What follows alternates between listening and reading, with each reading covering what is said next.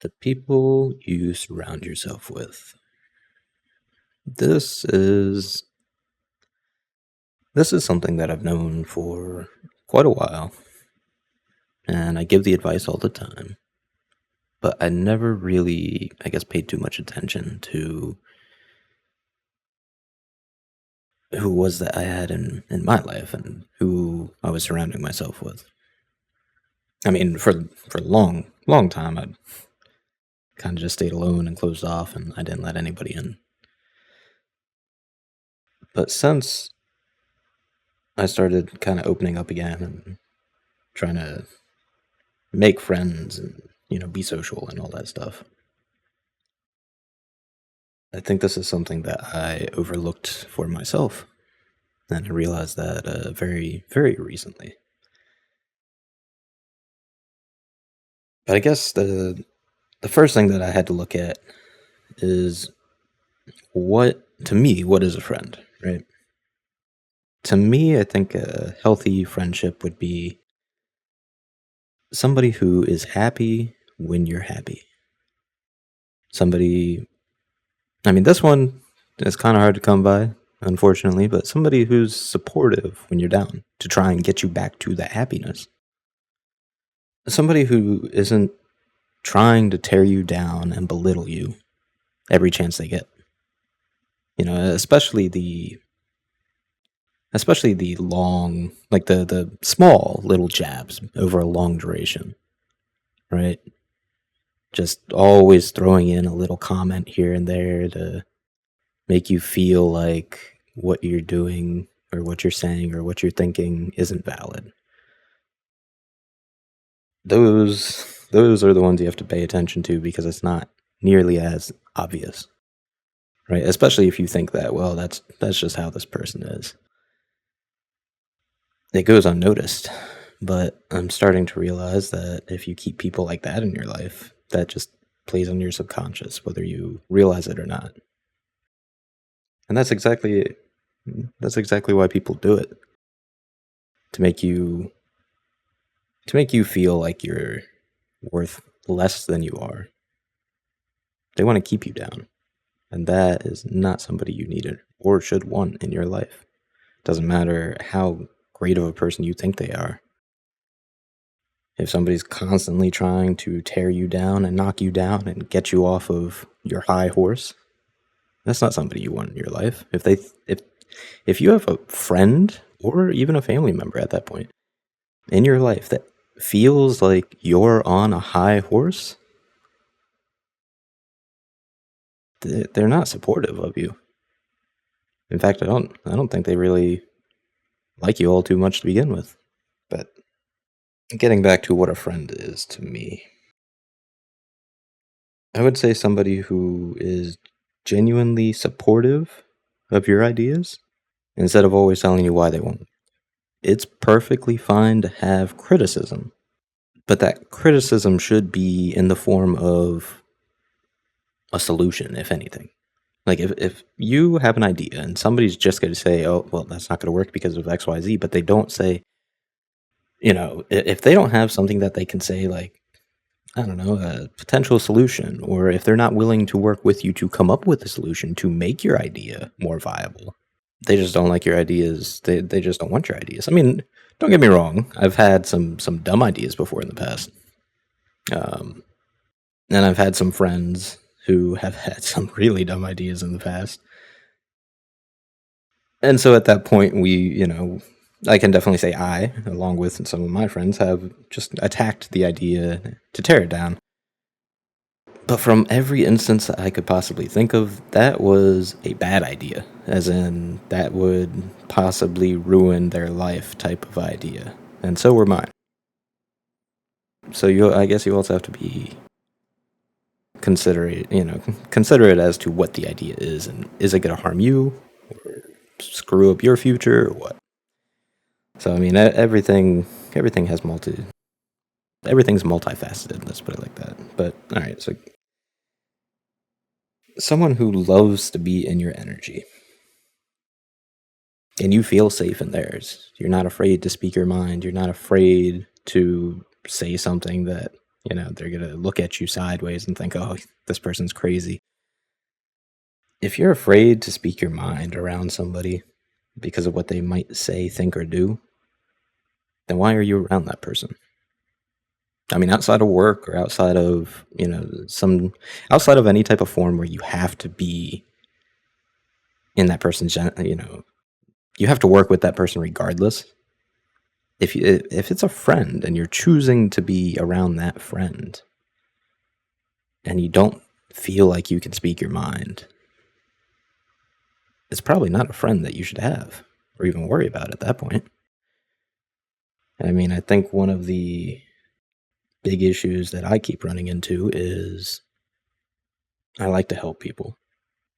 And so I will go out of my way and I will accept bad characteristics. And I will accept bad behavior. I will accept the tiny little jabs in my back every chance they get just to try and get through to them because I see that they can be a good person. And I feel, for whatever reason, like I can help them. So I'll accept all of that. I'll ignore half of it. And it bites me in the ass every single time. And that is something that I just remembered very, very recently. It's normal to have friends that you disagree with. I'd say that it's healthy to have friends that you disagree with. But you also have to look on, at what it is that you two are disagreeing on. I mean, if it's something touchy like political political views or personal beliefs or religion or anything like that, fine. I understand that people have a difference of opinion and a lot of people feel very strongly about their opinions. That one I can understand, I can get behind, I can agree with. But with that being said, even those at any point in time where one of you realizes that, okay, this is going nowhere, I'm not going to change my beliefs, they're not going to change their beliefs, there should be a healthy disconnect from that conversation. Like, okay, well, let's just agree to disagree, and everything should go back to normal after that. If two people can't agree to disagree, then one of the two people in that conversation is not mature enough to understand that you or anybody else or whoever it is that has the view that they can't agree to disagree, they're not mature enough to understand that people are allowed to have their own opinions, and just because they don't agree with you on something doesn't mean that they don't like you. It doesn't mean that they're being difficult or anything of the sort, and that should be it. I guess the other thing that I had to look on and I haven't really been paying attention to is how often do you guys fight? Right? How often is your friend coming at you and arguing with you? If it's once in a blue moon, and again, typically over like a touchy subject, fine, that it happens. Everybody makes mistakes, but if you're constantly arguing with somebody, or better yet, somebody's constantly arguing with you, especially if it's around things that are not touchy subjects, around times when you're happy and your energy is high and you're trying to spread that happiness to other people. When you have friends trying to poke you and prod you on subjects that I can't understand why in the world it would even upset this person, and they're doing it, especially when I'm in that good energy and that type of stuff, like, you don't want people like that in your life. Trust me, you don't. They do not have your best interest at heart for you at all. And maybe once in a blue moon, you'll have that conversation with this person and you'll start to feel like, okay, well, we had a good conversation. I think I got my point across. They're going to change. I can't say people don't change. I used to think a long time ago that people never changed. And that is because of the numerous instances where I had somebody in my life that was a certain way. And then however much time passed, 1 year, 2 years, sometimes 5 years, I would think that, that they would come back as a changed person. They had a completely different feel around them, a completely different energy around them. And so I would accept them back into my life, and I would think that things would get better from how they were. And then slowly but surely they would revert back to how they used to be. That is what made me feel like people couldn't change. People can change. The difference is, what is it that they're changing? If it's not the way that they think, and if it's not their overall mindset and overall just how they view the world, if that's not what they're changing, if that stays the same, but they just seem happier, they're going to revert back to how they used to be. I can guarantee it. If you can't put in the effort to change your mindset, it's not going to last. You absolutely can change the way that you view things. You can see the world in a different light. You can try and be a better person. You can definitely change who you are, but it starts with how you view yourself, you view others, and you view the world.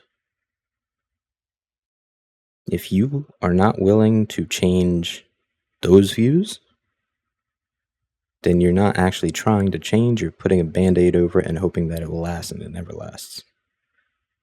So the friends around you that their overall outlook on everything is still negative, the way they treat their friends, maybe it's a little better. It looks like maybe they're trying, but they're just still not quite there. When you start to realize that they still view everything in a negative light, they have no hope, they have no self-esteem, they have no confidence, they don't see a future for themselves, whatever changes are on the outside will not last. And you should be mindful of that and expect it. Because if you expect them to change, knowing that deep down they're a good person, you're going to be disappointed. It's hard to tell because sometimes people lie. A lot of time, people lie. So you'll have to use your best judgment, but I would definitely say don't get your hopes up if you can start to see that maybe this person you thought was gonna change it really has no intentions of changing. They don't know how to change. That's not to say that they're a bad person. Said it before. I don't know if I've said it here though. But I've seen really good people make bad decisions, and then I've seen bad people make good decisions. Life is all about the choices that you make. I mean, that's really what it always comes down to, because at the end of the day, it doesn't matter if you're rich or poor. It doesn't matter. Nothing around you matters except for what it is that you do. We all have free will to do whatever it is that we want. We get to choose what it is that we do. I mean, I could walk out my door right now and just start being an absolute horrible person for no reason at all. But I choose not to. And that's the thing that people forget. If you have somebody in your life that is treating you bad or tearing you down or poking and prodding you every time you're happy, or they're not happy for you, they don't know how to be happy for you, all of that is a choice. At the end of the day, it's a choice, and they are choosing to do that to you. The people who say, or make up excuses rather, and they say that, oh, they don't have any control over it, that's bullshit. Everybody has control. If you honestly do not have control over your thoughts or your actions, you need to seek professional help. I'm sorry. If you want to use some type of excuse as to why it is that you act a certain way, that's all it is an excuse. You're just trying to pass off the blame so you can be a shitty person. And you need to try and identify those people in your life who do stuff like that. Because if they're treating you bad and they're tearing you down and they're making you feel bad constantly, they don't support your ideas. They're not happy for you when you're happy. They're not supportive when you're down. And then they use an excuse as to why it is that they treat you like this. don't fall for it. Please don't fall for it. I mean, you can take them aside and say, "Hey, listen, this is what you're doing. This is how it makes me feel. This is, I do not deserve this." And if they keep doing it, if they don't change, or rather they just start distancing themselves because as far as they're concerned, well, they can't help it, it's somebody that you don't need in your life. It's not going to benefit you. You're not a bad person for choosing yourself and your happiness over somebody else's, especially when it's that person that is tearing you down and making you feel bad, especially if you're the type of person who has never done any of that to them. It's one thing to point out somebody's flaws and tell them, "Hey, this is what you're doing. I think it's just, destructive, or you're hurting yourself, or you're hurting the people around you," stuff like that. It's a completely different thing to constantly attack somebody's character. If somebody's going to attack your character and tell you you're this type of person, you're that type of person, you think, you know, you think you're better than everybody else, you think you're wiser than everybody else, you think that you know it all, that type of stuff, it's not somebody that I think even really likes you. I think they're just pretending to like you for whatever reason. Do yourself a favor, put yourself first, cut those types of people out of your life, and I promise you, you will feel happier. You might feel sad in the beginning, you might feel like you made a mistake or you self-sabotaged. I promise you, you didn't. They don't have your best interest in heart. And if you don't have your own best interest at heart, you're never going to be happy. The people that you surround yourself with have a much larger impact on you than I thought they would. That's what I just realized. Do yourself a favor. Analyze certain friends and situations that make you feel like you can't be who you are. And put yourself first if you need to. I hope everybody's been doing well. Until next time, stay safe, friends.